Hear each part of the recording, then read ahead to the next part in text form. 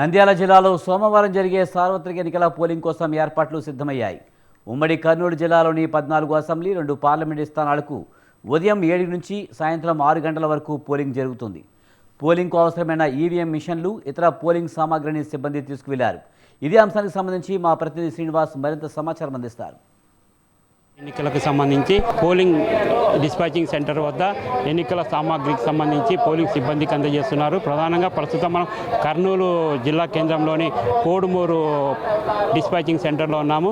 మొత్తం కర్నూలు జిల్లాలో మొత్తం 8 నియోజకవర్గాలకు సంబంధించి కర్నూలు, కోడుమూరు, ఎమిగినూరు, పత్తికొండ, ఆదోని, ఆలూరు, మంత్రాలయంతో పాటు పాణ్యం నియోజకవర్గ పరిధిలో మొత్తము 20 లక్షల మందికి పైగా ఓటర్లు తమ ఓటు హక్కు వినియోగించుకుని ఉన్నారు. ఇందుకు గాను మొత్తం 8 నియోజకవర్గాలలో 2204 పోలింగ్ కేంద్రాలను ఏర్పాటు చేయడం జరిగింది.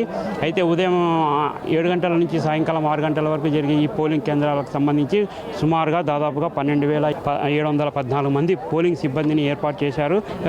కోడుమూరు నియోజకవర్గంలోని మొత్తం పోలింగ్ కేంద్రాలలో ఆయా పోలింగ్ కేంద్రాలలో ఓటర్లు ఎన్నిక సజావుగా సాగేందుకు అవసరమైనటువంటి గ్రంథ తరలిస్తున్నారు. ఎన్నికలు ప్రశాంతంగా నిర్వహించేందుకు ఇటు పోలీసు యంత్రాంగంతో పాటు జిల్లా అధికార యంత్రాంగం కట్టుదిట్టమైనటువంటి చర్యలు చేపట్టింది. ప్రధానంగా మనం 8 నియోజకవర్గాలలో పరిశీలిస్తే మాత్రం దాదాపుగా 320 సమస్యాత్మక పోలింగ్ కేంద్రాలుగా అధికారులు గుర్తించారు. వీటికి ఈ కేంద్రాల వద్ద పోలింగ్ సజావుగా సాగేందుకు అవసరమైనటువంటి ఏర్పాటు కూడా పూర్తి చేయడం జరిగింది.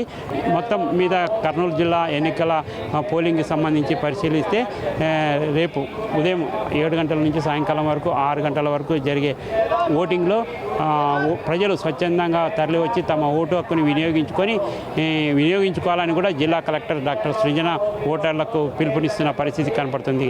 కెమెరా పర్సన్ బాబుతో శ్రీనివాస్, స్వతంత్ర న్యూస్, కర్నూలు.